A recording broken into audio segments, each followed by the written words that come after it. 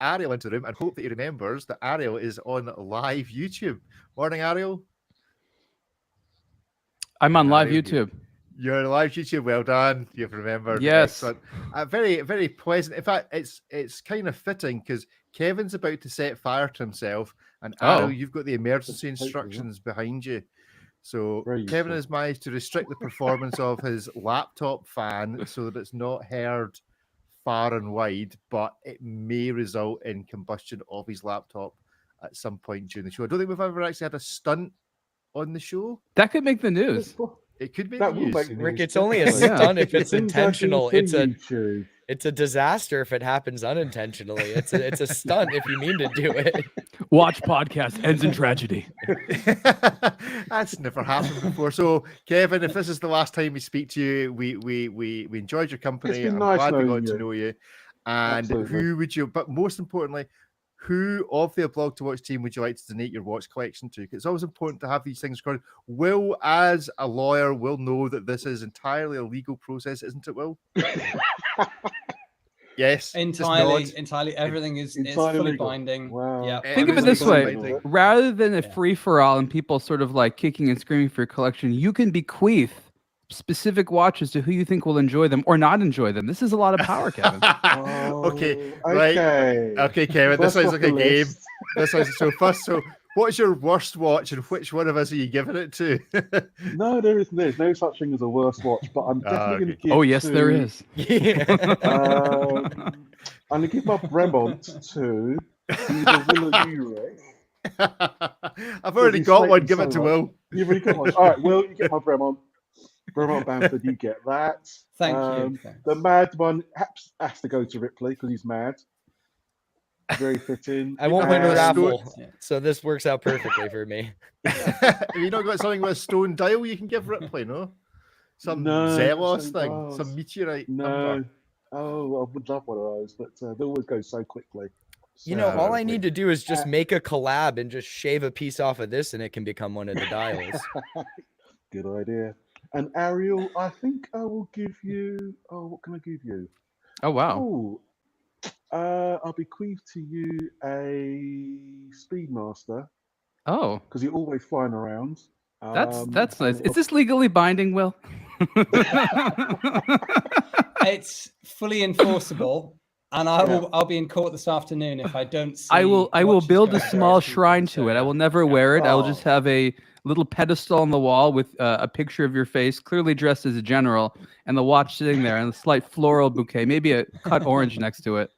But where's the moon? Where's the small orbiting moon around it or something? We need moon. I don't have that much shrine space on my wall, okay? Oh, okay, that's disappointing. But you instead you get the Tintin. You get the Tintin. Okay, great. Everybody happy? Oh, I don't want your untimely removal from this world, but it looks like there's gifts in store for us, so you know. Hopefully I'll be around for a lot longer. Yeah. A lot longer than Rick anyway. Rick, you're muted. Yeah, I'm beginning to think that we there might be. Does anybody know any hitmen? Because this now sounds like it might be worthwhile. The guys at Jacob & Co. probably do. Should we bring back the Watch Podcast Ends in Tragedy statement again? Good stuff. Right. Well, let's get on with our show and our actual recording. So let's clap in 3 times. The count of 3. Join us. If you're on the live YouTube, I think you should type in clap at the end of this. So here we go. 1, 2, 3. 1, 2, 3. 1, 2, 3. Okay. It does sound like a off. So profoundly off. It does sound like a rather discordant bunch of slightly dyslexic seals. That just sounded weird. Poor Callum, who'll be editing this tomorrow when he comes across this. Ripley's lip syncing's already bad enough in the recording without including this, but we'll see. Anyway, welcome to the show. You've missed the assassination of us planning Kevin's death, frankly. Either with him here. with him here, which, you know, In front of him, gives the arrogance of it all. it does at least give him a head start. It's like one of those. I've never seen the Hunger Games, but is that not kind of the plot? No. Or is that No, it's so far from Is that. it not? All right, okay. I thought it was about killing people, you know, kids or something. I think you it's know, Battle you know. Royale. I think Pretty it's sure Battle most Royale. movies are about killing people. That doesn't really narrow it down. All right, okay. Is it Running Man? Is that the one where somebody has to... Is that a bit more? I'm just now listing films that I've never seen. Anyway, Never seen The Right. Running Man? Is the most No, recent probably one, it's- perhaps. I'm not sure. Is that the Sylvester Stallone one? Running Man. Half the No. Army. That's No. Arnold Schwarzenegger. No, Arnold. Yes, it is. Yes, I have. I seen think it. you I have need to seen have a screening, okay? it. Okay, a screening. We'll have one of those shared things so we can all watch it together, and then as soon as we're finished, like when any Scotsman went to see not Highlander, went to see. Oh dear, what a mental breakdown here. What was the Mel Gibson film? Braveheart. Braveheart. When any Scotsman went to see Braveheart, they immediately got really kind of passive aggressive to everyone that wasn't Scottish. We'd all go and see Running Man and then want to hunt down Kevin for his watch collection. You might want to do that. Now watch the movie and you'll see. Watch the movie. Anyway, right, good. Let's get on with actually talking about some watches before we go further. Will, if you've got the ability to turn your volume up slightly, you could perhaps do that or come closer to the microphone because you're a little bit quiet. Right, let's talk about some business of watches. Geneva Watch Days is on its way. Ariel, you're in Geneva.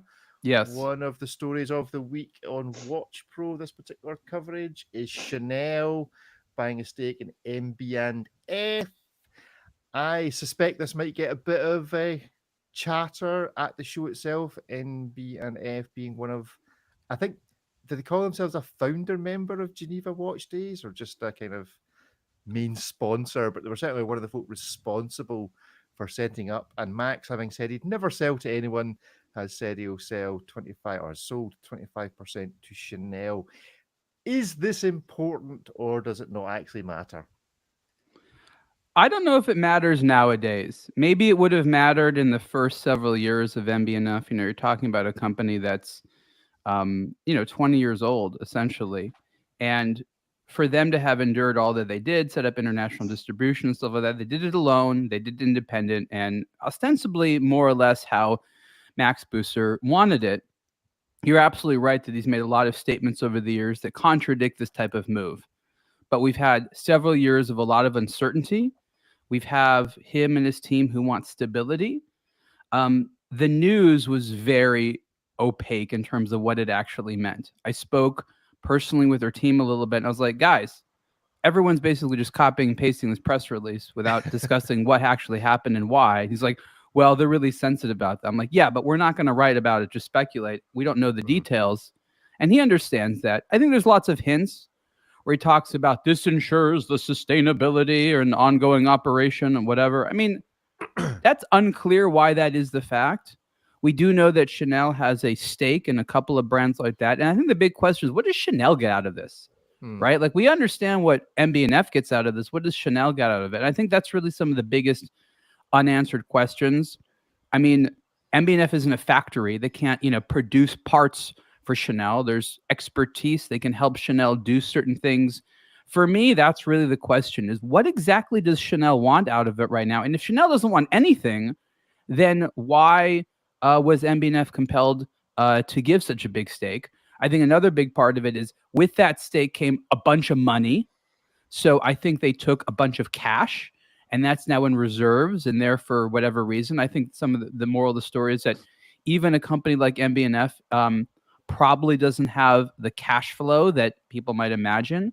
And they need that because there's a lot of periods of uncertainty. So what I find happens is these types of deals occur when brands believe they could experience 1 or 2 or 3 or 4 more years of a lack of consistent income. They need to have sort of a monetary backing to make sure that they don't run into problems if they have issues with cash flow. So that's my guess. But again, there's so many details that we don't know. I don't want to guess and speculate like everyone else has. Oh well, we like to guess and speculate, so we'll Okay, ignore you that. guys can do it. What? So Chanel now own a share of Bell and Ross, Kinesi, Well, the Bell and MB&F. Ross isn't new. That was almost Yeah, that that's was a long time ago. 90s or something. Do they own a bit of FP Journe? I don't Yes, know. I think think that they might have do. been maybe. I know And that they there's own- Romain they Gauthier. own There's part of that.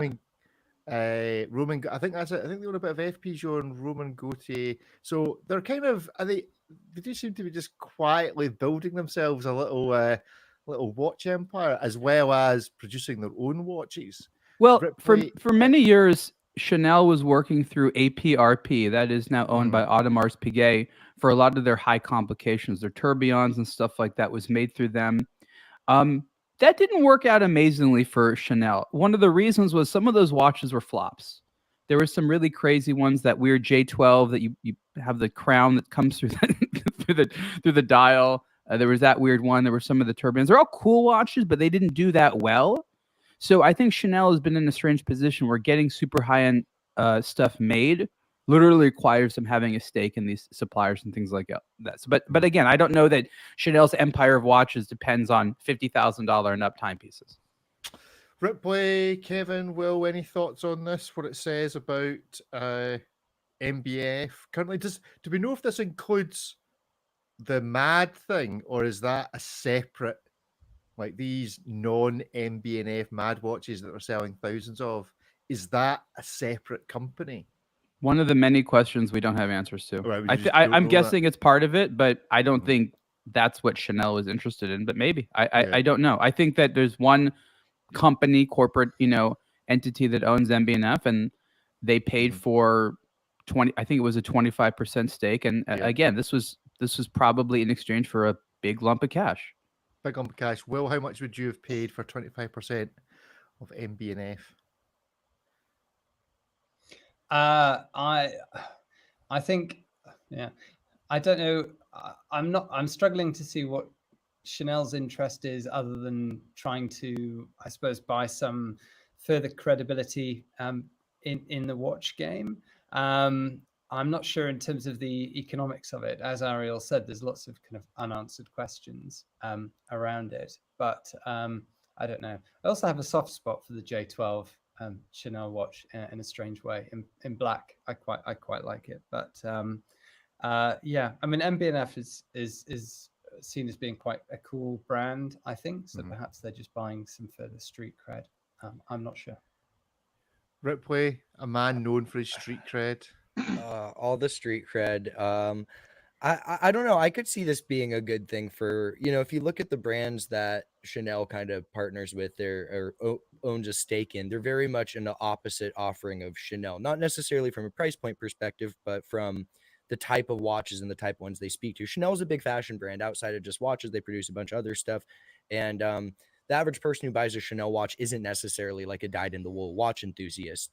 If you look at a brand like MB&F, no one buys one of those, not even just random rich dudes, unless they're like pretty deep into watches. Otherwise, they just have like a Rolex or a Patek or like a Richard Mille or something like that. So I could see this being a way to, on one hand, financially hedge their bets. So if fashion watches are booming and they can just sell a bunch of J12s all day long, great.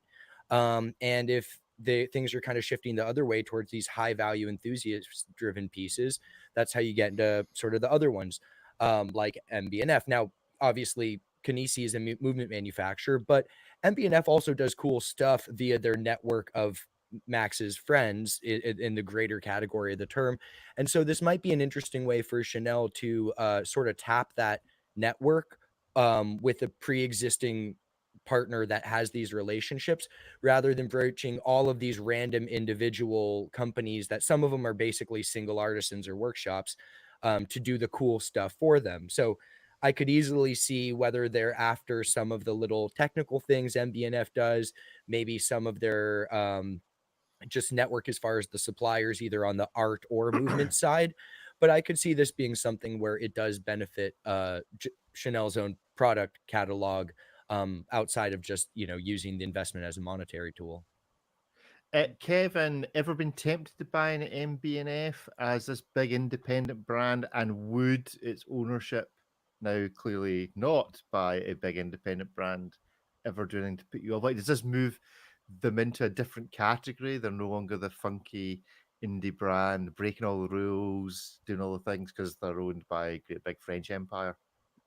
No, I don't think so. I mean, to be fair, I do have an MB&F. It's the mad one, so technically it's the baby brother of an MB&F. But you know, it gives Max the, as Ariel said, the flexibility and security going forward to pay his staff. He may have a new a refit of the Geneva store, so he obviously needs money to pay for this, and obviously perhaps opening up their boutiques further around the world. Obviously, I think out of the two, MB&F got the better deal. Obviously, he's got the backing and security that Chanel can provide. Chanel, it's a question of what does Chanel get out of this? And to me, there's nothing obvious. Ripley did touch on, you know, getting into the artisans, and perhaps there will be, you know, a special one-off MB&F Chanel watch coming down the line, you know, for charity. But apart from that, there isn't anything I can see Chanel get out of it. And the other question is, of course, sorry to bring it back to Bremont, what does that who which brand is worth more, Bremont or MB&F? We just don't know. No, I think we do know. I think we do know. I think it's very clear as to which brand is fundamentally worth more. One may be costing more, but which one's actually worth more? Yeah. I did actually dig slightly further into the Bremont accounts, and I was extremely surprised, if that's an appropriate phrase, at how little their sales in Europe and the USA are. You know, it was. You know, it wasn't breaking six figures in some cases, and just how reliant they still are on the UK for sales. And right now, I would not want to be reliant on the UK for supporting my enormously costly watch brand for anything. I think their European sales were in, you know, £600,000 worth. I mean, that's not a lot of watches for what's probably quite a lot of investment trying to sell them over there. And obviously they've had a go at breaking the States several times. So, you know, they're not the Beatles. They're maybe more status quo. They just need to focus on growing their hair long and staying in the UK rather than trying to break America. There we go. The other day with his hair long and, you know, with a Stratocaster at his side playing guitar. Yeah, I can see him doing that. Exactly. The Telecaster of watch brands, Bremont. Yes. Anyway, right. Or the status quo of watch brands. Let's talk about a watch brand that's definitely not status quo. Ripley, you reviewed this, the Urwerk EMC SR-71 watch. This feels, first of all, like an enormously short name for an Urwerk, like enormously manageable. So we're grateful for that. But tell us about this in particular, SR-71. What's the relevance of the? So SR-71 is a reference to the Lockheed XR-71 Blackbird aircraft, spy plane. It still holds the record for like the fastest manned aircraft or air breathing aircraft. I guess you could have a rocket or something go faster. Anyway, what this is the mod, the EMC series. So this isn't a new watch from a movement perspective. This is the one where it has a built-into mechanical movement, hand wound, but it's got a built-in generator with a crank. So you crank it up, and it's basically got a little time grapher in there that works with an optical viewing of the balance rather than a sensor for the, you know, a sonic sensor. But it'll tell you how much your watch is running off, and then allow you to make fine adjustments to tailor in the timekeeping. So super cool watch. I like these. They kind of exist in a few configurations. This is sort of the original one that first debuted. Then they've got kind of the time hunter models that have more of a larger time telling display.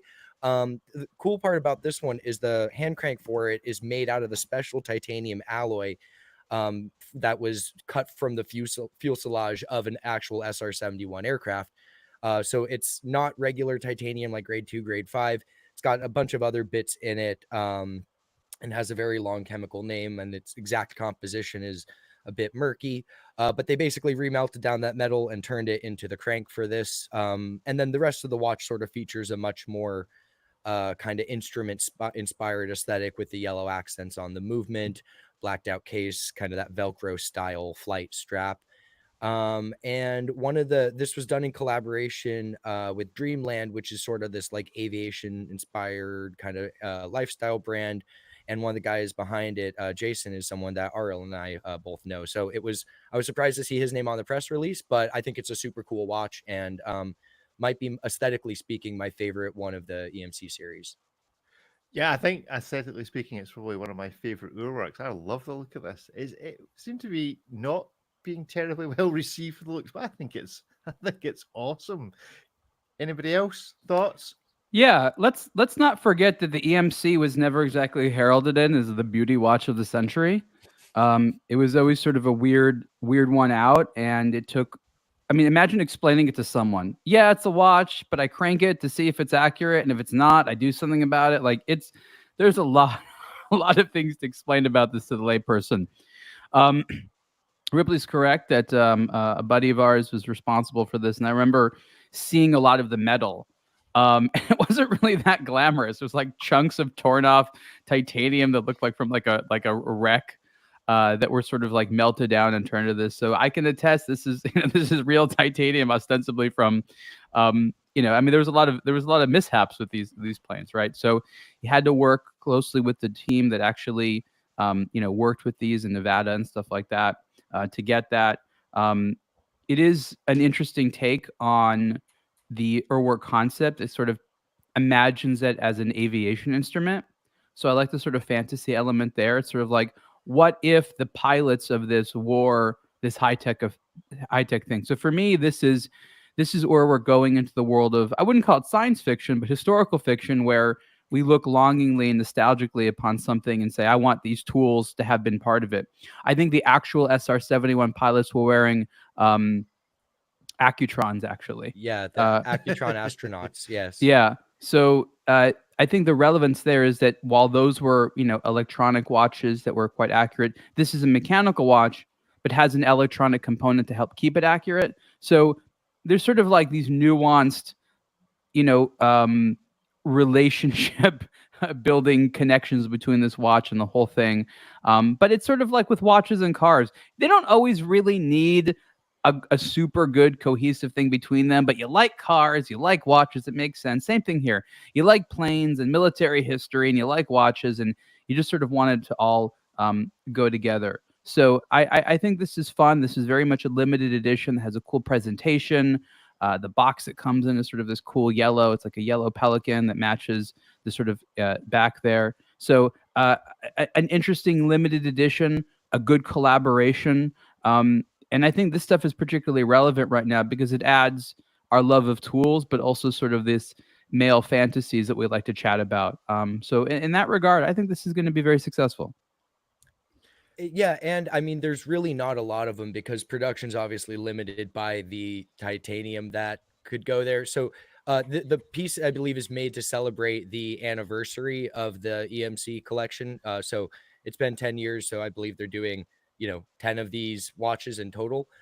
So this isn't going to be a mass market thing. It's kind of a niche offering, but from a conceptual standpoint, I kind of like it because in the same way that, the watch where the RJ watch that had the piece of the Titanic or whatever, that Bremont with Stephen Hawking's desk. I promise I'm not trying to bring it back to Bremont. But like, it is sort of cool when, it's not a precious material, but the material itself is intrinsically rare due to provenance or origin. So it kind of just adds a different layer, which I think is cool while also being free from flagrant airplane branding, like many other kind of aviation inspired watches. It's like the heat death of the universe. Eventually, everything returns to Bremont. Okay, so I want to add hand cranking of a watch to our watch design. So we've got Live, Laugh, Love for the back of the case, the birthday calendar complication, and possibly an equation of time or a completely random pulsometer. But I would like our winding mechanism to be hand cranking because I think that's the coolest thing about this watch. That's just the ultimate. It's not the fidget winding spinner. mechanism. It's not the winding mechanism. You wind the watch as a standard watch. What the crank is for is to charge a micro generator. So there's no battery. It charges a micro generator to power the electronically operated optical timing machine that's built in there, which then presents how your deviation on that upper left register there. So the watch itself entirely mechanical. You got to wind it like normal, but in order to power the electricity, it's like one of those wee little flashlights that you have in the earthquake kit. Right, you don't have earthquakes. Right, you don't have earthquakes. You the other emergency It has its thing. own little built-in witchy machine, which, for those that don't know, is a company that makes watch rate result timers. It tells you how accurate they are. So it has like a little mini one built into it. And what we've seen after this are some watches with not this optical sensor, but lights. So we've had mechanical watches have lights in them. HYT did it. I'm not exactly sure if I remember how Panerai does it in their new thing. Yeah, the new one. I don't know if there requires a crank. I think you push it, it does the same type of action. But I don't know if you've had flashlights or very simple things where you just sort of perform some action. You either shake it or you crank something. You got a few minutes or a few seconds of power. That's essentially what's going on here. I think what we do is we have the hand crank on the watch. It's connected to some form of resistance. We don't tell anybody what it does, but we take the tide button off of the tag Heuer from the last 2 weeks and just put it on the side and just let everybody assume that somehow the two things are connected without actually telling them. There's just a hand crank. Who knows what it does? It's part of the secret sauce. Maybe this needs to go in our April Fool's thing. We got to put some hand crank in there. I don't know the rest of the idea, but it's got to include a hand crank. Well, Rick, you just love the hand crank because it's like the Panerai lever, but like on steroids, and it can rotate, and it's like 10 times better. If Panerai could get the wee clip lock and just enable me to turn it, it would have the same impact. Chuck in the chat is making the suggestion that there's a horseshoe theory between Urwerk and Hublot, which is if you take an amazing indie watchmaking far enough, you eventually end up making it look like a Hublot. So yeah, that's an interesting theory, and there may be some truth in that. Maybe we need to remove Bremen from the heat death of the universe, and everything just devolves into being an Hublot. Will, you've been astonishingly quiet on this subject. Yeah, I was stunned by the watch. Is absolutely amazing. It's kind of exactly the type of watch that I would design as a young boy or as a teenager. As Ariel said, it completely captures your imagination, and I think a random and mysterious hand crank on the side of a watch is always a good thing. It could be like, I only say this because it's now on Netflix, in the UK anyway, Lost, all of the back episodes of Lost. Part of the plot in that is that somebody has to keep, I think they have to keep pushing a button or keep turning something. No, the numbers. The world will. They have to enter the numbers. They have to enter the numbers. Yes, yeah. So I think if we could somehow get it out there that you have to keep cranking the watch, or something absolutely catastrophic will happen, and just see how long that flies. I mean, it's part of an April Fool thing, perhaps, or just. I'm liking this, guys. This is good. This is good stuff. So you just see how long it will go. Okay. What if it's like the movie Speed, where if you have a hand crank and if your power reserve gets below a certain thing, the watch will blow up?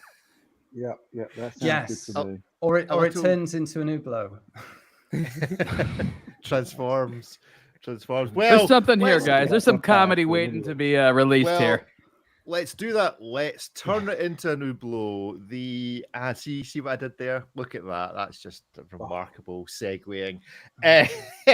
Ariel, you had a hands-on the Hublot MP13 Tourbillon bi-axis retrograde black carbon watch, a name not as short as the Urwerk.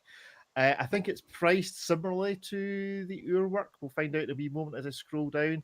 But what was this actually like to wear in the flesh?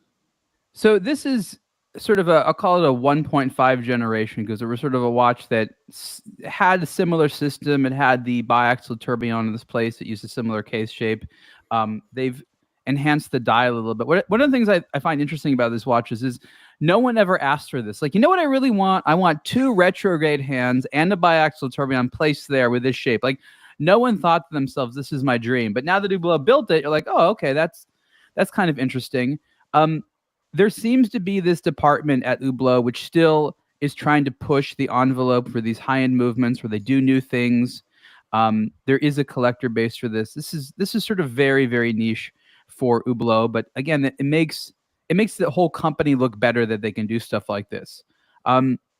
This is a very weird watch in terms of it doesn't sort of follow traditional forms of beauty and stuff like that, but it is cool and elegant. This textilium material is sort of it's based on carbon, but it looks a little bit more attractive than sort of the old carbon fiber that Hublot was obsessed with. Like at the height of carbon fiber, Hublot was all over. Other companies were as well. And Hublot actually did, this is funny, people don't really give them credit for this, the nicest carbon fiber cases. I don't know if you guys remember when it was like carbon fiber dial, blah, blah, blah, blah, blah. But Hublot did a case or a series of cases that were like the most attractive carbon fiber. They wanted to make sure the weave was correct and the pattern and all that stuff. And then they went on to this. So, you know, for those that still have a soft spot for those sort of textured carbon things, this textilium is the spiritual successor, if you will, to sort of carbon fiber. The movement is interesting. You have a retrograde hand for the hours and minutes, which is not immediately obvious until you actually watch the timepiece operate. That was designed to keep them out of the way of the tourbillon so it didn't block it. As you can see on the case back there, there's a bit of a bubble for this tourbillon that spins in two directions. But this is actually an achievement of downsizing because sort of earlier versions of this watch were just unwearable.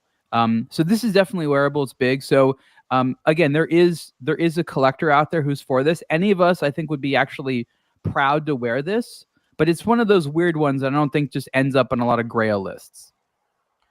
Yeah, I'm disappointed in Hublot because now I don't know what I'm going to do with my USB link that I've got because they've lost it. It's not got a wee USB adapter port in the bottom of this Hublot, so I'm disappointed. Let us all down. Ariel, is it legible? Can you actually tell the time in this watch? Yeah, you have to know what you're looking at.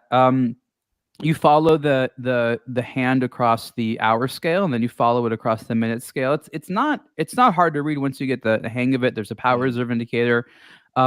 Legibility is actually a strong point, and I think that there's a classification of collector out there who's delighted in dials that people can't read unless you explain it to them. And I've seen this happen. So the sort of normal 12-hour dial, we understand it, but they love showing people the watch and be like, "Can you tell me what time it is?" And people are just like stumped and befuddled, like, "I don't know what I'm looking at." This brings utter joy to certain people. So I'm imagining this this playful, somewhat mischievous owner wearing this, going around being like, "Do you know what time it is?" And then getting a big kick that, you know, very few people understand this dial. That's honestly, I think, one of the selling points. Gentlemen, is that bubble on the case back like is that like a thing you feel on your wrist? Not really. It's not as big as some other bubbles that have been in the past. I'm thinking about you, Zenith, also LVMH. A lot of bubbles from that company.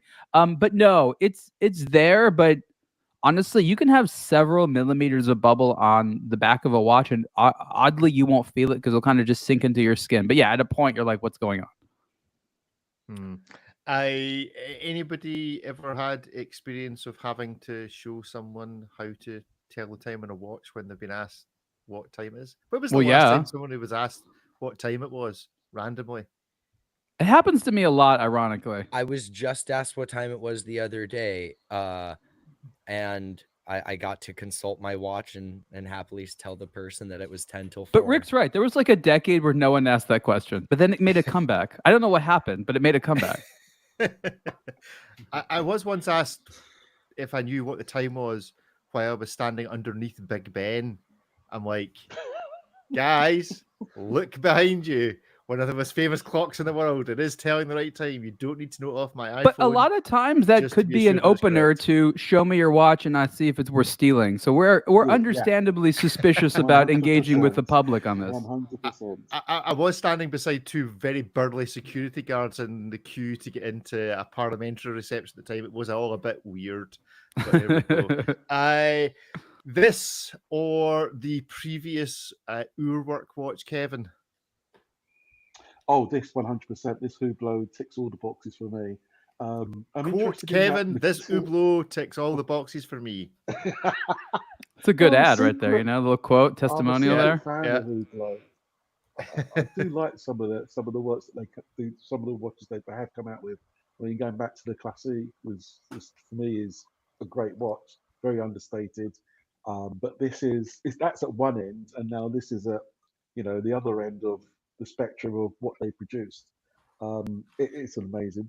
What is that material called they've used? It's not a carbon. It's a Texalium. I mean, it is a carbon, but I think it's a trade Texalium. name. Yeah. Yeah, just made that up. So it's like carbon Yeah, fiber, yeah, but with like a obviously. really tight, sexy weave. It's all about the texture. It's not about the performance. It's just, hey, this looks cool.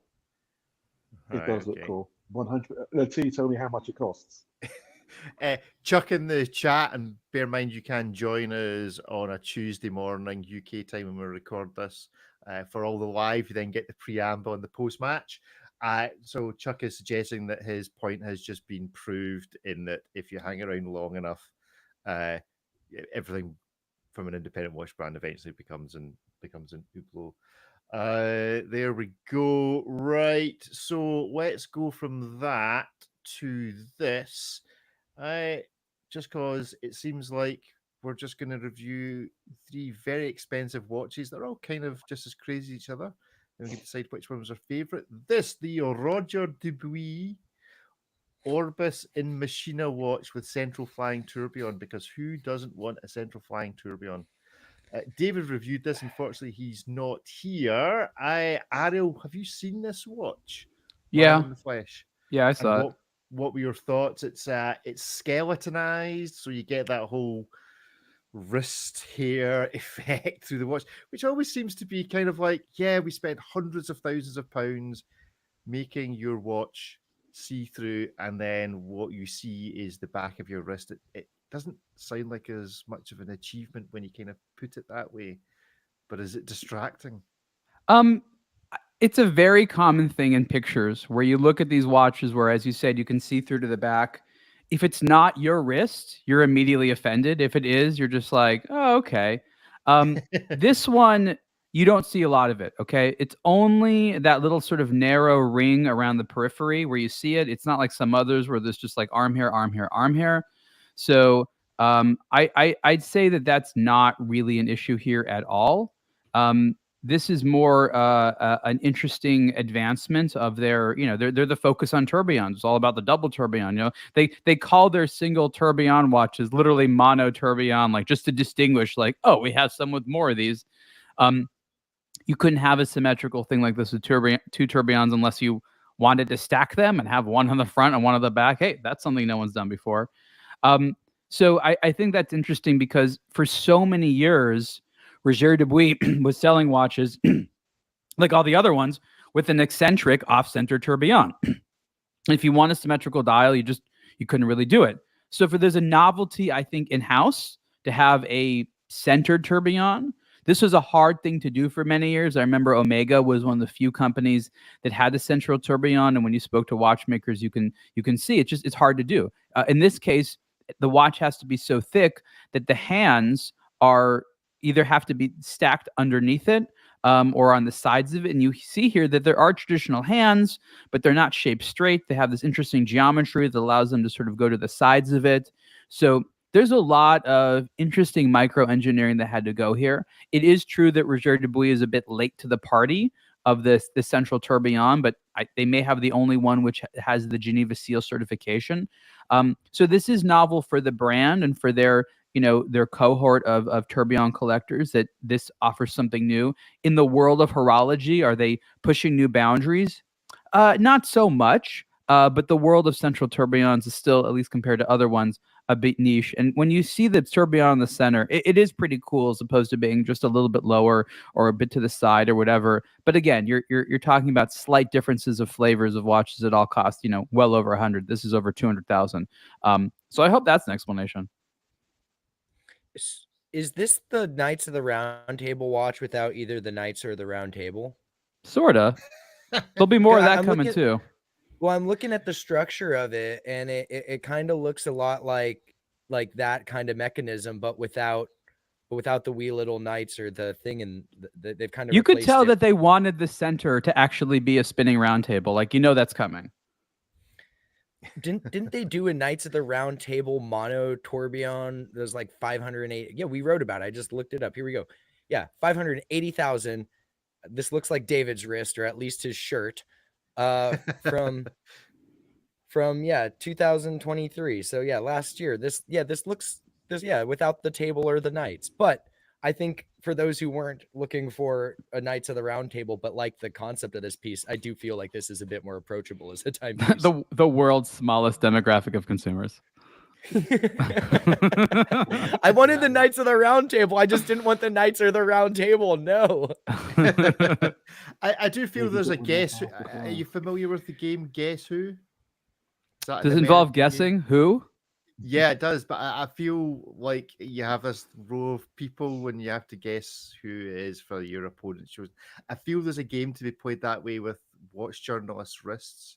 I wonder if we lined up the photographs of bare wrists from several journalists, whether we could tell who it was, just because ingrained into the back of her head is the vein pattern or how hairy the arm is, etc., etc. So for all 5 of you that want to play that game in the world, Rick is going to be your host. I'll be the hostess for the weirdest game ever played. You think Roger Dubuis' niche? Just you wait. Until our new game show appears. Will, you have returned, I think, from Potato Internet Land. What do you think of this? Can you hear us okay? Yes, Will. I can hear you okay as long as you can hear me. Yes, we can. Okay. I really like the watch. The only thing is that large round watches like that kind of reminded me a little bit of is it Jacob and Co. who've got the roulette machine on a watch.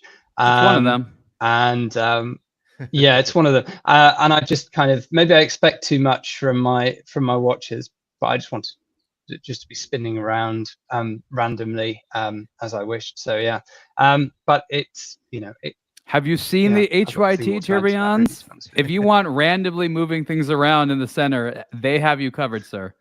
Is that because they've forgotten to connect I them will to check them out. anything? No. They're all connected, but I asked them, I'm like, does this planetarium track anything? They're like, no, it just looks cool. Oh, really? Oh yeah, same thing for the Jacob and Company Astronomia. So Jacob and Company HYT both have, I just call them spinny twirly things. So is there any circumstance under which that would cause a problem that you are, those 2 astronauts that are stuck in space? We sure hope until, they're like, not using that to February? track the planetary body I was movement. gonna That say, would be bad, Is there a possibility that, you know what I need? I'll take one of these watches because then I know everything, and then it results in sure and certain death because your tracking of the planets was wrong. Write that story and see if that plot passes absolutely. muster with audiences, okay? Look at it this way. You write a false horoscope, it all goes horribly wrong. It was based on the Jacob and Co. If you Random let's be spinning real, Saturn nobody wasn't actually there.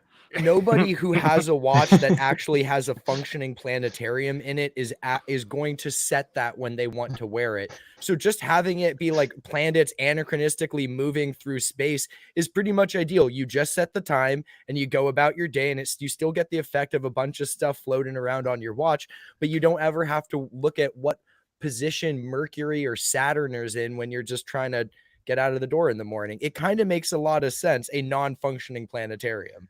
I think Christian Vanderklaw needs to come up with a kind of marketing plan that his is so accurate it allows you to do something. So we need buy the Christian Vanderklaw planetarium rather than these other ones, because if you get into this certain circumstance, this is going to rescue you.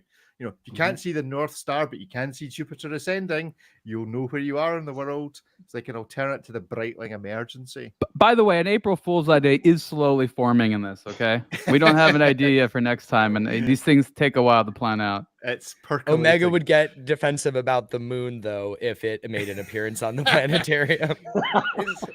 How much would Omega pay to put their logo on the actual moon is my question. Hey, has somebody not tried that as an April Fool once before? Or no, actually, is there not a company that was set up to try and shine advertising onto the moon? Or am I just imagining a Batman film plot somehow? Sounds about right. I I feel like think that would some- absolutely ruin an Doable. airline flying through that path. Somebody who's can mute themselves. Can you just Google advertising on the moon? I'm sure someone came up with a mad scheme. But that would You're be just funny. going to get if the served press Omega releases- ads. There's no point to looking that up. You're just pointing at served Omega ads. But you know those like laser adverts that you used to get, whereby they would kind of fire really quickly and track like a sparkler. I'm sure that was the concept. That they'd fire a laser at the moon really quickly, and it would kind So of when people are shooting lasers at Rick, it's not offensive. It's just send him advertising. send me advertising, big Omega symbol on the moon. I'm sure if nobody's come up with that, then I've just come up with it. So if somebody wants to send me a laser, I think the FAA will be in immediate contact with you. Like you can't just like shine lasers up into the ether. Like that's how American centric of you, Ripley. Who says it's going to be based in the States? I want to shine lasers too, Rick. Do I have to come to Scotland? It will be based in Scotland. It will be under what we call here Scots law, which basically allows us to get away with anything that nobody else likes us doing. Will tell you all about that. Will spent all of these years learning about the law, to practicing it, only to discover that he can't come north of the border because he doesn't have the right piece of paper, because Will doesn't operate under Scots law because he's not Scottish. So there you go. So yeah, a Scots law laser based. That is it's very true. And it's very true. It's a frustration is that I can't go north of the border. But it does mean that, as Rick says, what happens north of the border stays north of the border, and they can do what they wish. So yes, so it sounds like you live in South Korea. Yeah, strangely enough, some people do draw some similarities between the Scottish government and the North Koreans. That's for another day. Azad has joined us. Good morning, Azad. How are you? Good morning. Very well, thank you. You're very much in London by the looks of it. Is that London in the background? Yeah, still in London. It is good. I mean, he's not in London. He's in like Devon somewhere, but London in the background for this morning. Well, let's move on, and we'll play some hit miss maybe. So, first of all, where is everybody? Ripley, what are you wearing? What are you? I mean, when we say what you're wearing, we really mean from your head to your toes as well as your wrist. And where are you? Well, we'll just go ahead to my waist because that's kind of where the clothing stops today. But we've got Hublot World Cup Qatar on the hat, Breitling on the shirt, and then I am wearing the Papar a Neo GMT. It's like a sector dial, but functional sector dial, so the GMT's in there. Stumbled across this brand and then found out that the guy who started it went to my college, so that was an interesting small world instance. Is this in for review or just for your delectation? So... No, this is just in for review. There's only a few prototypes, so I'll photograph it and send it back and get to it at some point. But it is an interesting watch, quite a bizarre case shape, but very interesting. I also hear that you received a watch. Now he's not here, so let's talk about him. So let's just sneak out the watch. The D-Trash has finally arrived. Oh yes. Yes, the D-Trash has landed. While he's not here, give it a quick hit miss maybe. What do you think? Okay, so he was saying this, and he went before he sent it. He's like, you know what a lot of people tell me, like, I don't know if this is maybe because I don't have good images or something, but like everyone who gets this sees one of them is like, actually, it's a lot better in person than I thought it would be. And I was like, well, come on, your photo. It's like all of us. We're a lot better in person than everybody thought that we would be when we meet them. No, this is the best you get. It all just goes downhill in person here. Rick, the first thing you said to me, I think when I met you in person, was like, "Oh, I'm surprised you're not taller." I'm like, "Oh, thanks, buddy." I didn't see that. Yes, you did. We were in that vegan restaurant in Geneva. That was exactly what you said to me. Yeah. I know for people don't forget. No, but it actually is a lot better in person than I thought it would be. It's quite cool actually. I think it's the quote for the back of the bus for the bus stops. It's just a lot better in person than we thought it would be, with Ripley holding it up, who's also a lot better in person than we thought he would be. Cool. Anyway, that's D-Trash. We'll maybe bravely review that when Guy's actually on the show. Kevin, good morning. Where are you? What are you wearing?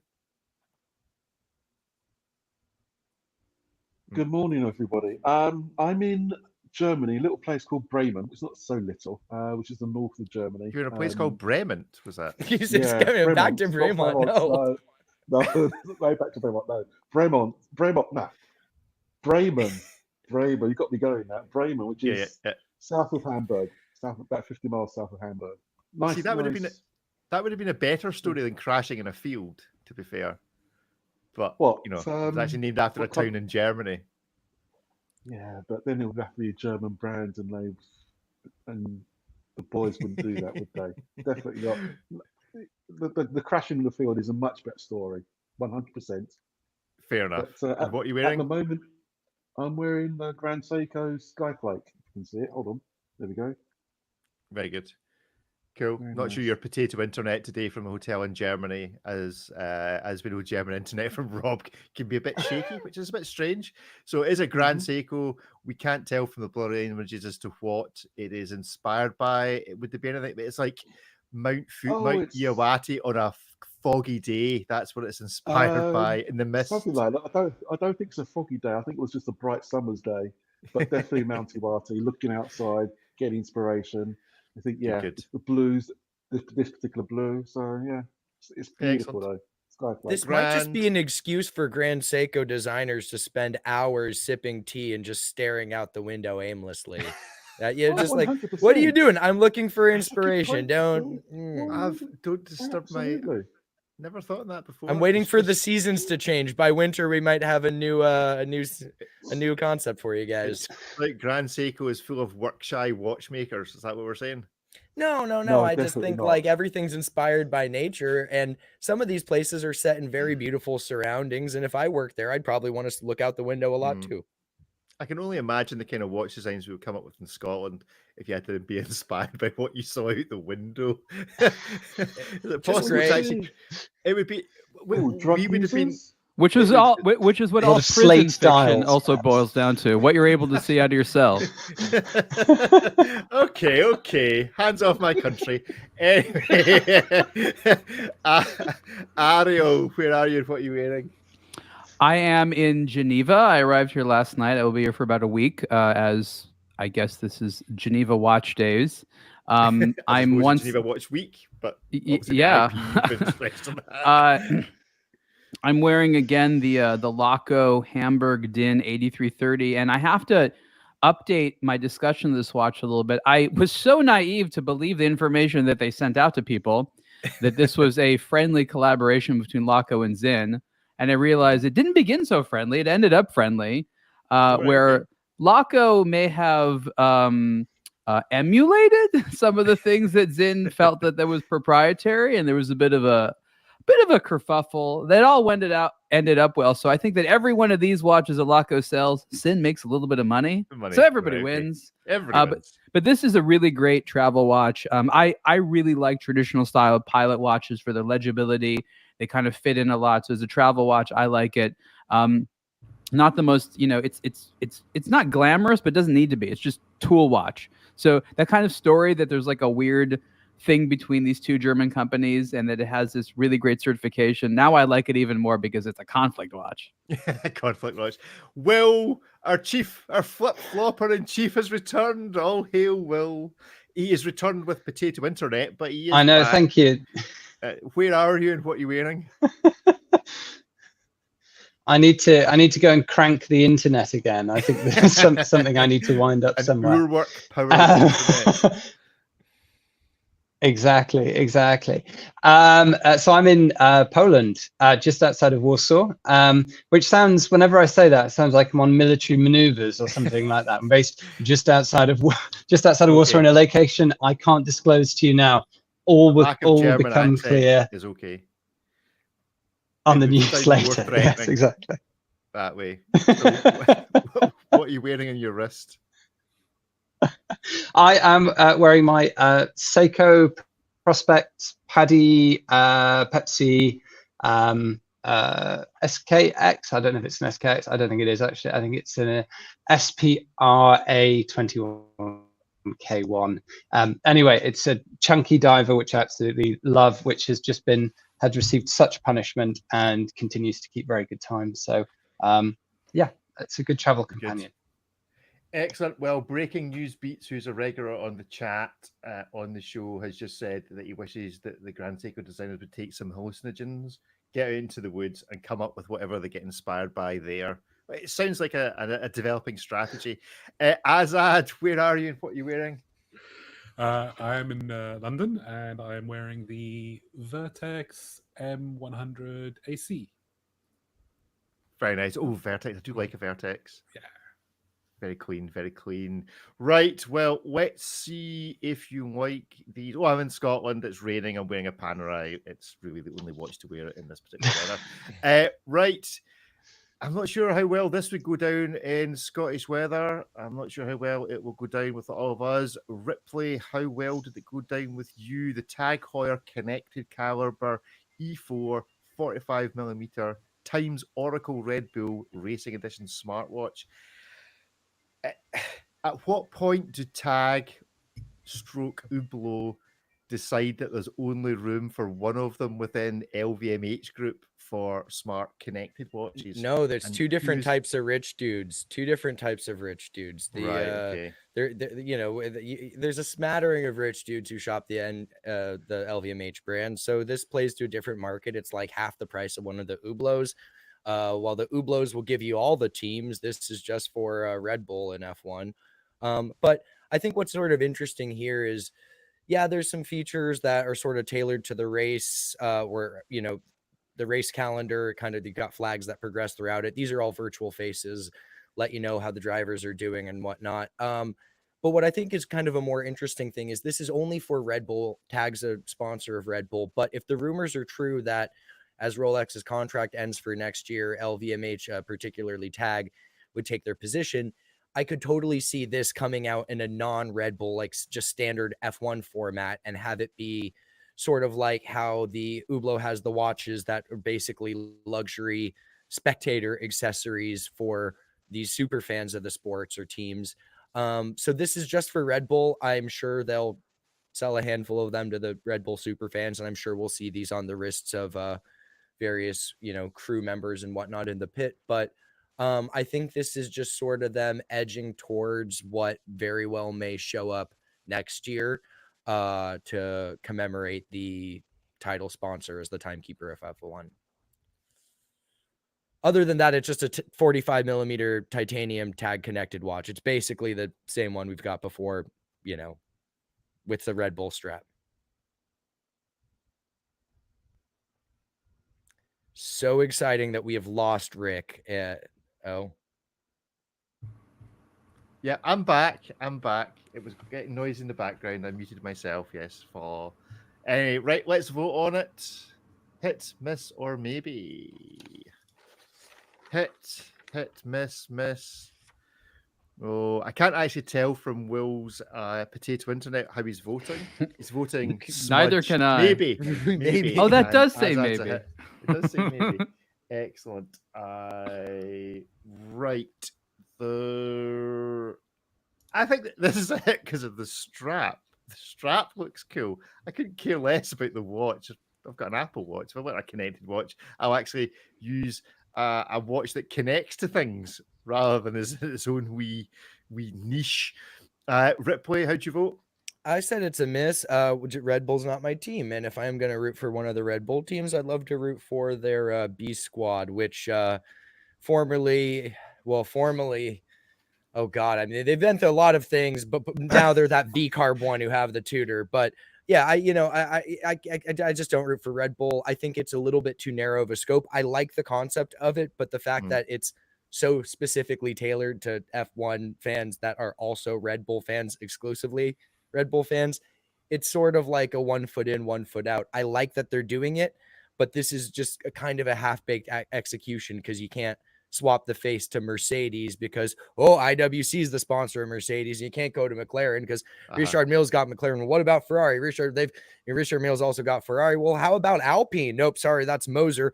Aston Martin, well, that's gonna be Gerard Perregaux. So then it's like, well, maybe Williams. So I understand why it's not happening right now, but making a team agnostic version, I think, would just be a better overall timepiece. Kevin, how'd you vote? I voted a miss. Basically, I agree with you, Rick, that the strap is the best thing, but it's a watch, so you don't vote for the strap, do you? I don't know. I mean, I think Guy's not here, I so just I think have to do the strap assessment.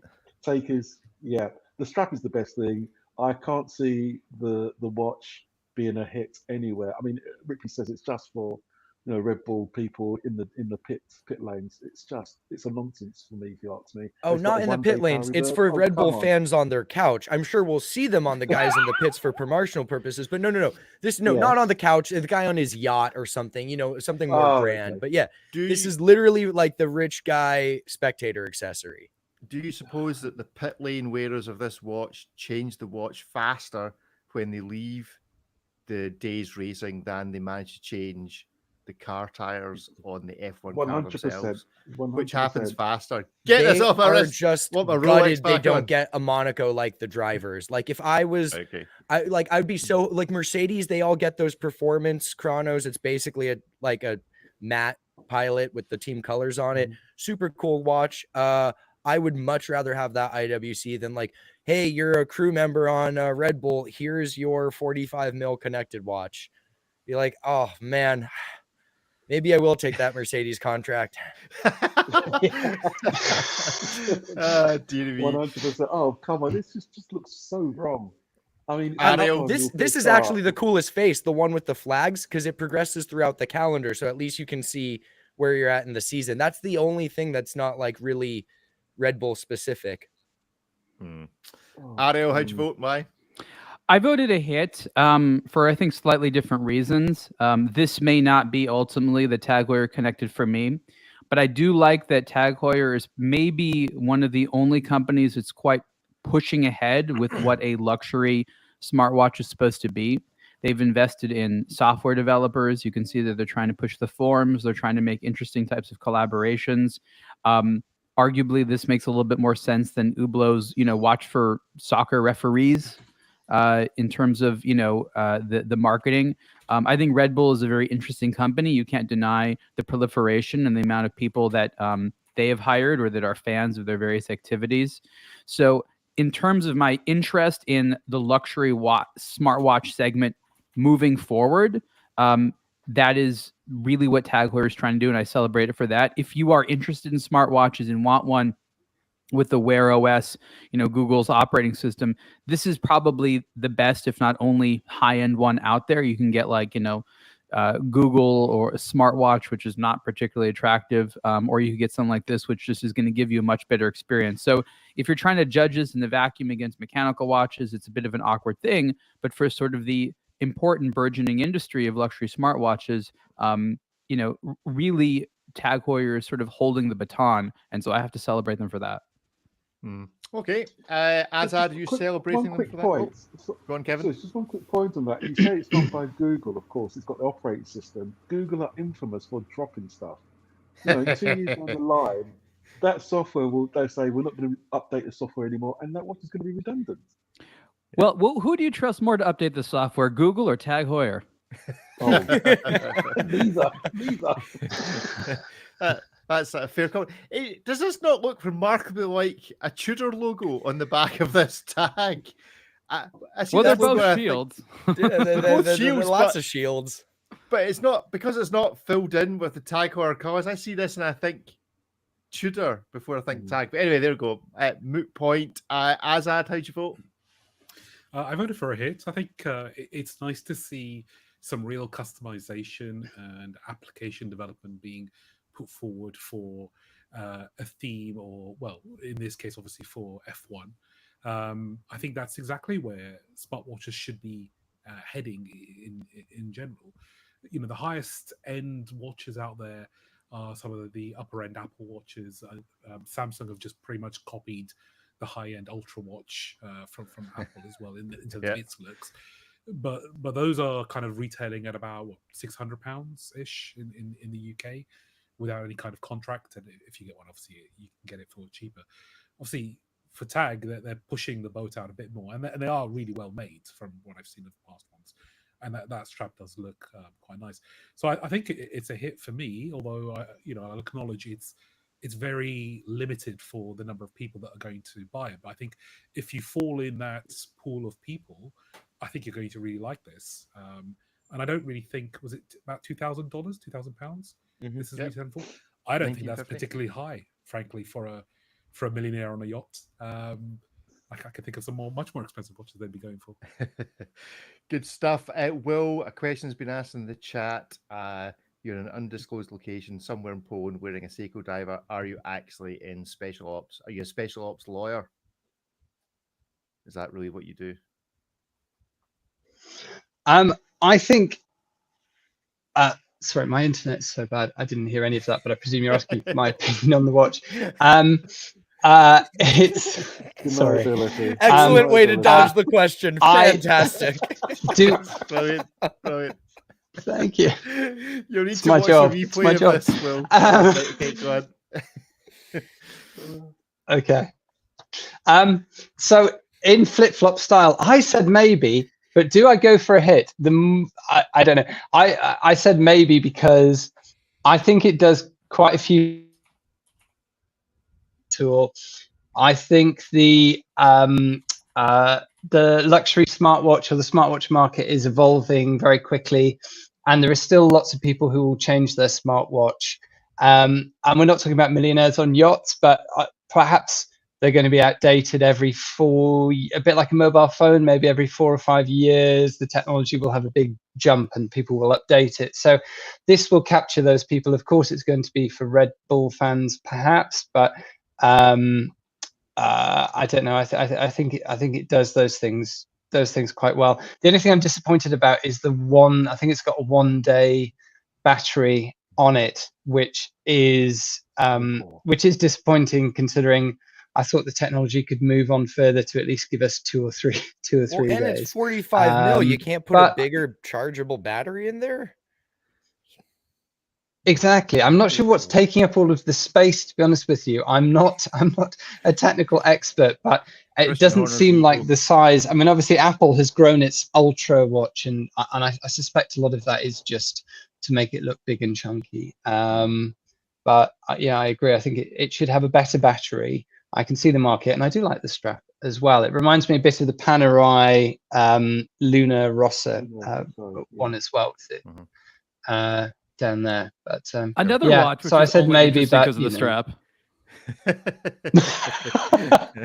I don't know. I've got a soft spot. I've got a soft spot for that one. Yeah. So I said maybe, but perhaps it's a hit. I flip flop, so we'll call it a hit. Yeah. Good stuff. Right, back to your spying. Okay, next up, I would go from one tag to another. Tag Heuer Monaco split seconds chronograph watch. Apparently the brand's new face of ultra luxury. But what do we think about the watch? Ariel, did you got a hands-on with this? Yeah, so this sort of is meant to extend the legacy of high-end Tag Heuers. There's been a lot of them over the last 20 years or so. This is the latest one that is a movement that was created by Carol Fostier Casapi, who is essentially their movement queen now. She moved over from Richemont to LVMH, and she is a really great asset. So it was really great for them to say, let's return to high-end movements and see what we could do. She took the concept of a split-second chronograph and tried to make it a little bit more interesting. Tag Heuer worked with Vaucher to essentially do everything on the manufacturer side. So that's actually kind of cool. They didn't have to build anything. They just designed it, and they're like, you guys build the case, you guys build the movement and all that. There's 2 versions of this. There's one that I wrote about and one that David also wrote about. And they're just, slightly cosmetically different. They're both, titanium. This is not a universally loved watch. There's some awkward elements here. I would not necessarily have positioned it this way, but I think they were trying to go for sort of a futuristic tool watch, which is also sort of like pulled in the past.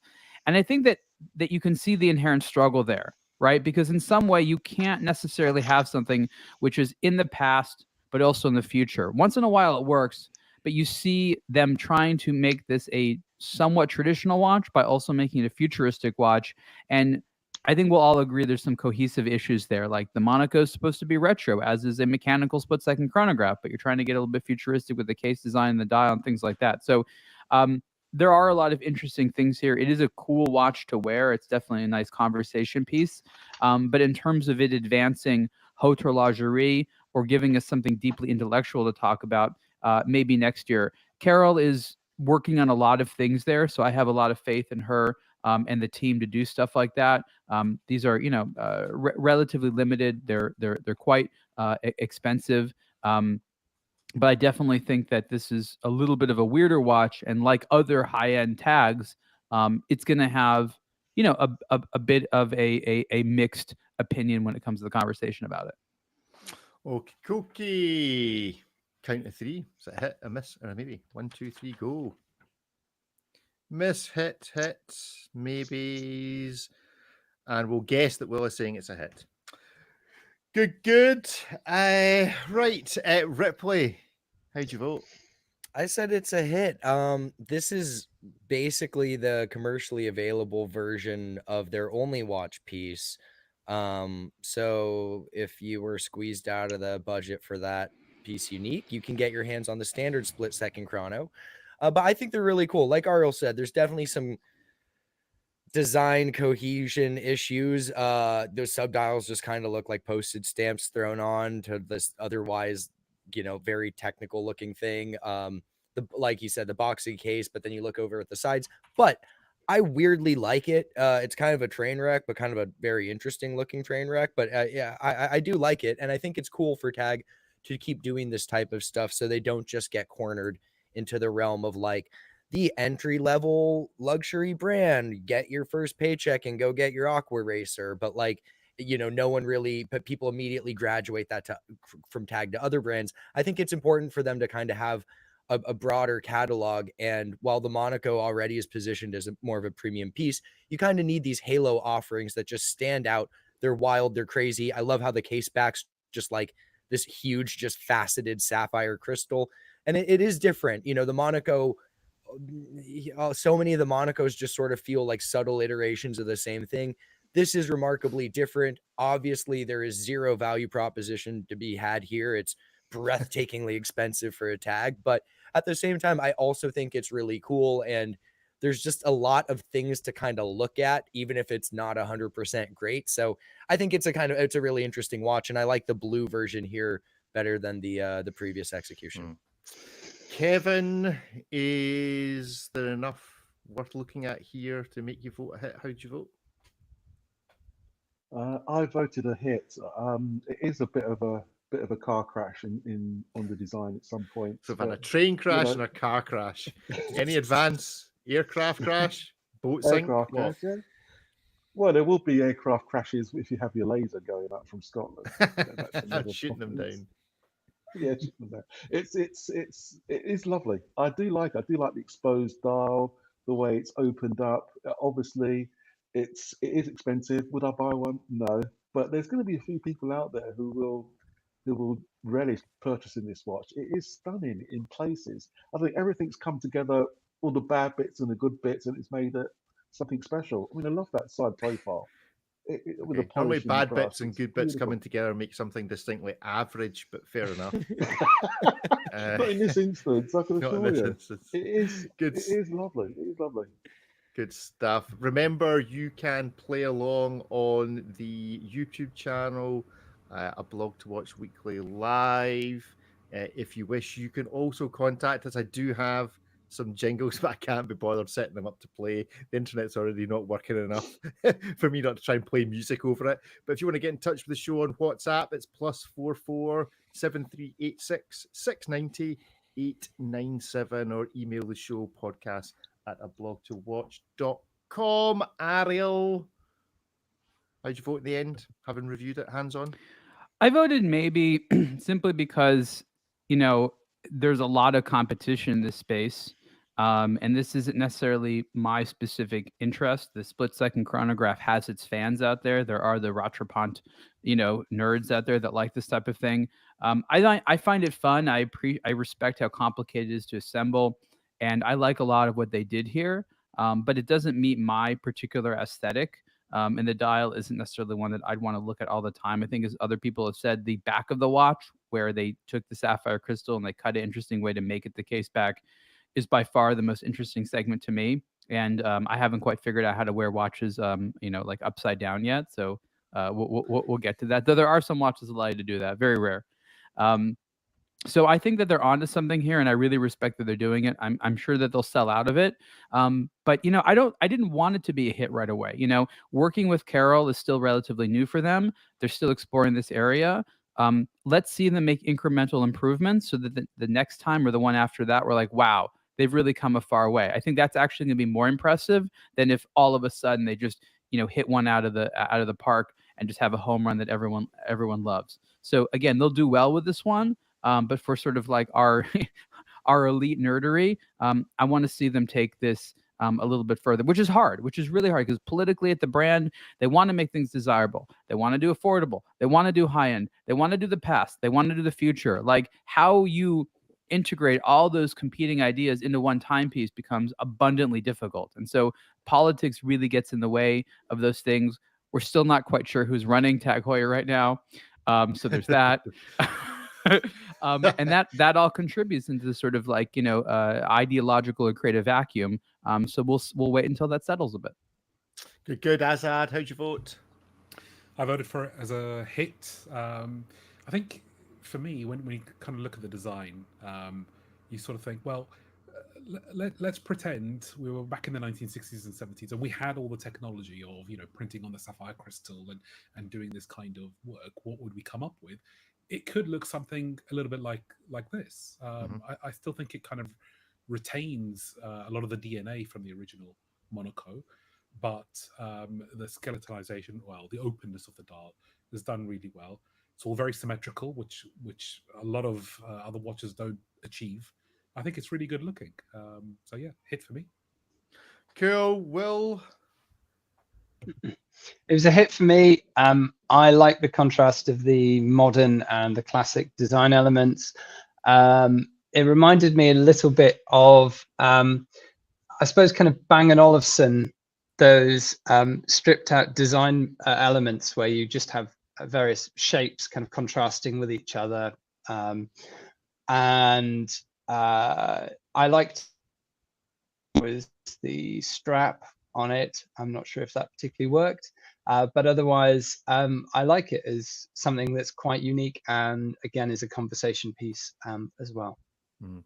I gave it a miss because I'm fairly sure that this would be completely unwearable from my point of view, but also and it was one of the comments in the chat, and I'll share the screen, is watches that tell you what they're doing. So Rattrapante and Chronograph written right across the piece. Somebody had commented similarly in the chat about Piaget. Flyback Chronograph. Like, actually, if I've spent that much money on a watch, I don't want you to tell me what each of it's like wearing a branded t-shirt. I don't need you to make it quite so obvious as to what each thing does. I'm not going to get that confused. I want to add some context here. First of all, you're absolutely right. This is a stupid, annoying practice, but here's why it happens. Remember how often people just use a picture of their watch as their ad. This is a huge problem in the industry where they don't have a lot of independent advertising collateral. Their watches are their ads. I mean, we talked about this many times on the show, how brands are doing releases instead of marketing campaigns. And so the sad reality is, and this is similarly in the car world, where the item itself has to be an ad. So when people see the pictures, they're like, oh, annual calendar, this brand, now I know that they do that. So for the wearer, they lose out, but they're doing this because of how many more people will see a picture of this watch as opposed to actually wearing it. Interesting. I particularly like this Parmigiani, whereby it has a date window that says June, and it chooses to write the word month next to it, just in case you weren't familiar with all the shorthands of the months. Because you're writing month and then JUN or DEC, maybe if you were daft enough not to know it was a month, you wouldn't understand that DEC was short for December, and you'd need the whole month. It's just daft. The other thing I noticed about this watch was I wasn't entirely sure how well finished it was. I will stop sharing this screen and try and share a close-up for those that are watching along. Yeah, so It's got an industrial finishing. It's not meant to be a haute horlogerie. It's definitely a lot of brush surfaces out of the machine. That's what they're going for, but when you're used to like nicely hand polished surfaces, it's quite a difference. For 134,000, I'd want more than somebody sticking a blob of red paint on the end of the hour hand. Again, as we know, these were the prototypes that we shot at Watches and Wonders. Often these are created by hand. Right. So especially when it comes to the hands, they will paint them by hand. And yes, I've told them for years, I'm like, but this is the one that we shoot. So this is a conflict between how these prototypes are made versus, media needs. But I wouldn't necessarily judge these. I would look at sort of the final ones. But with that said, sometimes that is exactly how the final ones go up. So it's a bit of an unknown, like, will it be better? So I don't know if these have hit the wild yet in terms of the final ones, but you're right. It would be really good to do like a macro photography comparison of the coloring of the hands. Yeah, interesting. Right, well, let's share something wild and crazy before we finish. Chronoswiss Open Gear Flying Tourbillon Psycho Watch, a more appropriately named watch. Ripley, you wrote this. Yeah, so the watch itself, again, not really new. They've done this before, most notably in an all blue configuration. Like literally the whole watch is blue. They've also done a non-tourbillon version that was all purple that Ariel previously reviewed. So this is just the multicolored version of their flying tourbillon regulator. They just leaned in and said yes to all the colors. So you've got this color changing green hand gear shade plate on the upper part. That blue Geneva stripe section is actually the main plate of the movement, visible as that like lower part of the dial. Get an orange ring for the hours, a strap in orange, green, and blue. It's there. No color has been spared here. But it's a lurid and very vibrant take on what is otherwise already, I guess, a pretty out there looking watch, relatively speaking. But I think a flying tourbillon regulator's a pretty enthusiast driven piece to begin with. But this sort of takes it in a very kind of fanciful and non-serious direction. And of course it's a limited edition because you wouldn't expect this to just be something they'd make for 25 years on forever. Yes, Azad is going to have to leave us shortly. So very quickly, Azad, a hit or miss or maybe for you? It's definitely a miss. I think my 5-year-old might have, if you give a 5-year-old a coloring page and say color this in, you get something like that. At least they managed to color between the lines, unlike Tag Heuer. To be fair to them. Anyway, thanks for having me. Right, let's see you later. Let's all vote on if this is a hit, a miss, or maybe 1, 2, 3, go. Hit. So we've chucked out the one guy that didn't like it. So Ripley, why is it a hit for you? I mean, I like colorful watches. This one has all the colors. But I think I kind of like the juxtaposition of like a very non-serious looking watch mixed with like a very kind of nerd level high horology complication. So it's not just a regulator, it's a flying tourbillon regulator. And it looks like something that you colored out of a crayon box. It really reminds me of kind of one of those like configurator things where you can just drop on colors and design your own timepiece. Like this is totally something that late at night I would have put together and been like, oh yeah, that looks pretty rad, I want that one. And like, yeah, here it is. They're making it. It's a production model. So it's just fun, lighthearted. And I mean, you probably don't, I don't care who you are, you don't have one of these in your collection already. No, you certainly don't. Kevin, would you ever add one of these to your collection? No, I would not, but I can understand why somebody would. I mean, I think honestly, Grand Seiko, there was a comment made about somebody going in from Grand Seiko, taking some LSD, going to the woods. I think that's what Chronos this company's designer has done. But it works for whatever reason. I can't put my finger on it. It works. It's a piece that I would never wear. I don't know anybody who will buy it, but it's still a lovely piece. It's high horology, but it's not taking itself too seriously. So yeah, that's why it's a hit. Ariel, how strong is the recreational drug taking to result in a watch like this? Not very much. This is like No. the wristwatch of like 1990 ski jackets when it comes to the colors and stuff like that. Oh, I mean, I had one of them. Yeah, you're right, actually. like yeah. you could very plainly see yourself and out in the wild like this. People can spot it from a ways. That's good stuff.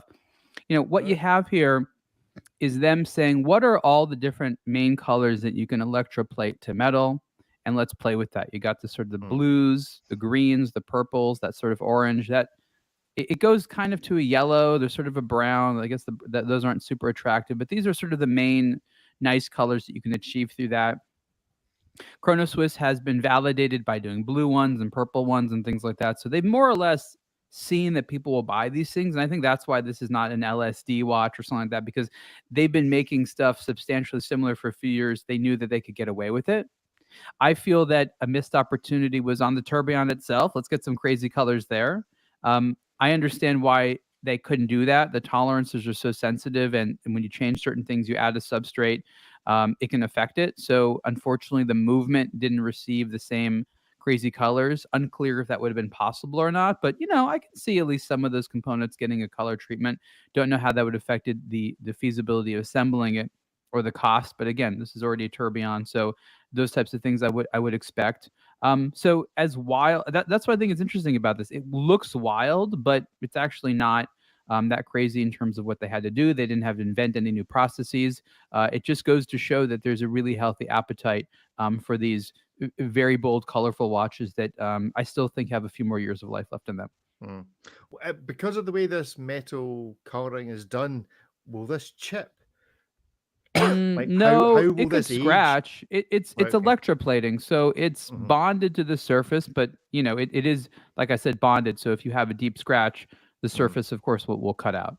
Yeah, I'm curious to what these humps are on the strap. That's it's Go based quickly upon the stripes? crocodile. So that is what they call hornback crocodile, and that's that's a desirable thing. People like having that little bump right there. So that's an intended thing. I wonder if it was like these statues that you see on TV whereby they're smuggling stuff inside them. It's chemical vapor, just CVD process for the colorful components. Yeah, so it's Right. it's a plating process. Right. Okay. Cool. So it's not maybe it's not the electric bath, Well, so it's in a chamber. CVD, that'd be the gas chamber, right? The Yeah, chemical it's the vapor chamber. where they put it in there and it. Vapor deposit. Yeah. Good. Will, do you have all? You're an artist. Do you have all these colors as pens somewhere? Or I do. I have them all in a palette somewhere. And it's Colour stunning. It just brings a smile to your face. There's so many wonderful colors. It's like the Joker from the Batman movie. yeah. Why would you not want the Jack Nicholson watch? Yes. Yeah, it's wonderful, and I think living in the UK where it's grey and rainy, it's nice to have something colourful. One thing we didn't mention about it, and there's no image that they included with it, but if you go to their website and hunt around one of the banners that goes by, you'll see it. It's all the little loom blocks, those little cylinders, they're solid blocks of loom, and they're all in different colors. So you get a multicolored display both in the daylight and the night. I have no idea why they would not include a loom shot, because that's definitely a cool feature, but they do not. You couldn't even find the image to save it in a low res format from the website, but that is another cool part. Good attention to detail on their side there. No, not that one. Go down a bit more. No, down further. We're on the website now. Way further. Oh yeah, there you go. There's none of these images. Why don't you send us glorious pretty images? You sent us 4 images, and I had to take different aspect ratios to put together enough for the article. But yes, if you keep scrolling down, hold up. Yes, here we go. That's Yes. cool. That's cool. Yeah, we like that. Yeah. Okay. It's the Thanos Marvel Universe ring. What were those stones called? Infinity Stones. Infinity Stones. Yes. Actually, That's HYT already makes that watch. All right. Okay. Yeah. So that's why they couldn't use the name. Very good. Oh, did you find what you were looking for? There we go. There's a moral and a philosophical question to finish the show on from Chronoswiss, asking us on the website, when you hang around long enough to get the cookie, didn't you find what you were looking for?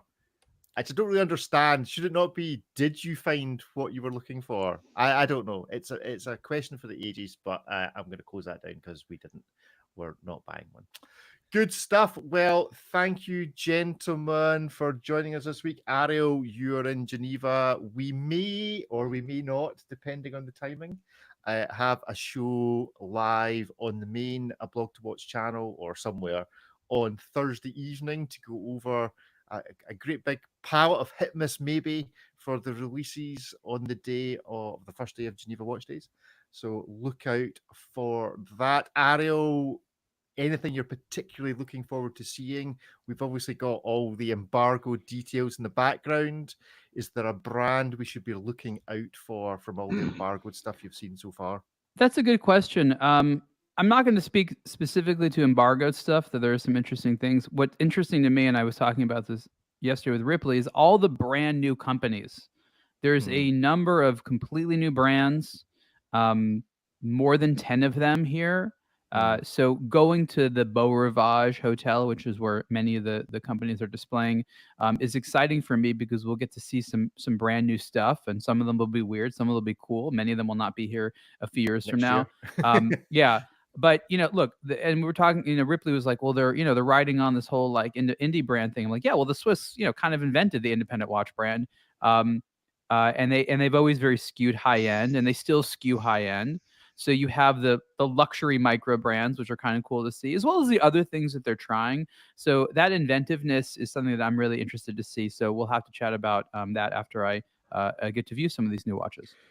Good stuff. Well, thank you all for joining us. If you go to the aBlogtoWatch weekly live channel, you can watch the full unedited live recording of this show, where we will be asking, once we log off from this particular podcast, who is Nico, for those that have seen that going on this week. So if you want the answer to that, you need to go to the live recording of this to find out just who is Nico.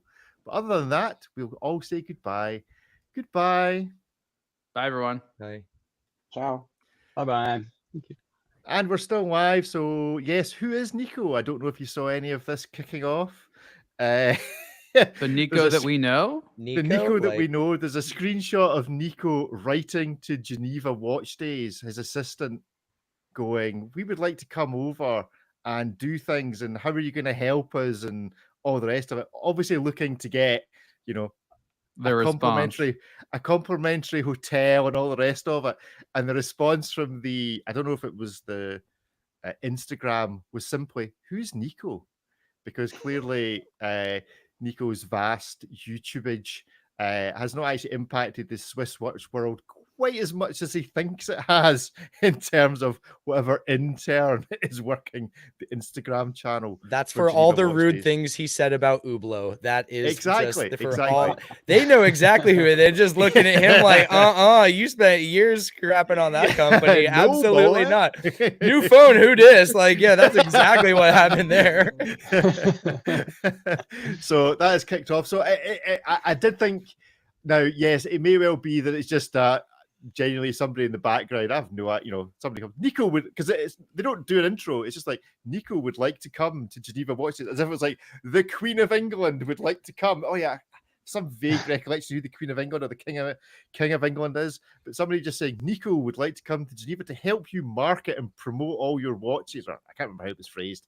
You can find it on Instagram somewhere, but it was just very funny. The simple response was, as you say, who is Nico? So yeah, maybe YouTubers and influencers don't quite have the influence. Well, I'll ask him this week, and we'll have to see if there's a lot of good answers to that. Yeah, see if so. You can ask. What we want is a little video, Ariel, of you asking Nico who Nico is. Oh gosh. Okay. Like one of these football managers.